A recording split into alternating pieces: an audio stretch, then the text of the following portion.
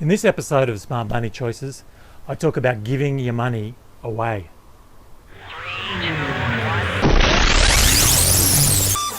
These days, the way that you can give away your money has changed significantly.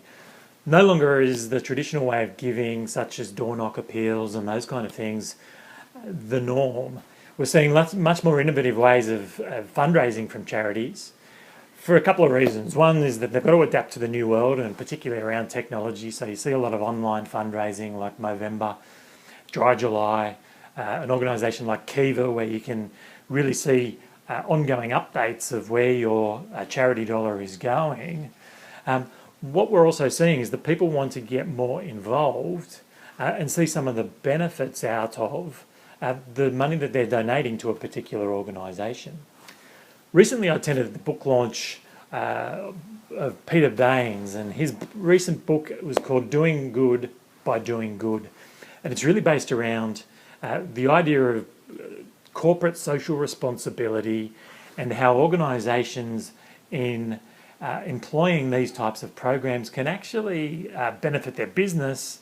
And while they may have altruistic motives to do these, it can actually be good for their bottom line as well. Peter's got a really interesting background in terms of one of the key leaders out of rescue and identification missions after the Bali bombings and then after the tsunami in Thailand as well. He now has a business where he consults to businesses where they can implement these corporate social responsibilities, and also has started a significant charity called Hands Across the Water, where he's got ongoing fundraising and rebuilding school programs and schools themselves after the Boxing Day tsunami. I'll link up some of these organisations and Peter's book in the notes below. One of the other interesting areas that I really like is also around setting up foundations as a way of planned giving. Now, historically, these have been, I guess, thought of for the likes of multi-millionaires or billionaires, where they start up a charitable foundation. The reality is that you can set up these structures if you're looking at a private ancillary type fund arrangement with as little as $500,000, or if you want to set up a sub-fund of a public fund, you can do it for as little as $20,000 or $50,000.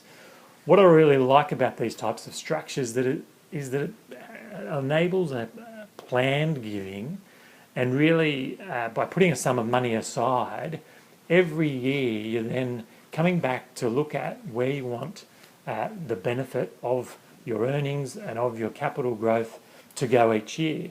Now, what I particularly like about this type of structure is that I see that it's a great way to get your family involved in ongoing planned giving.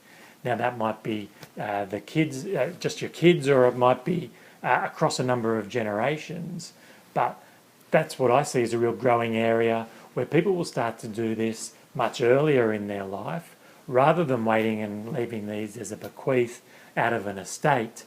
I think as baby boomers start retiring, these are going to become more and more popular for people to start to see the benefit of their planned giving throughout their lifetime, rather than knowing that it's going to benefit some charitable organisations after their death.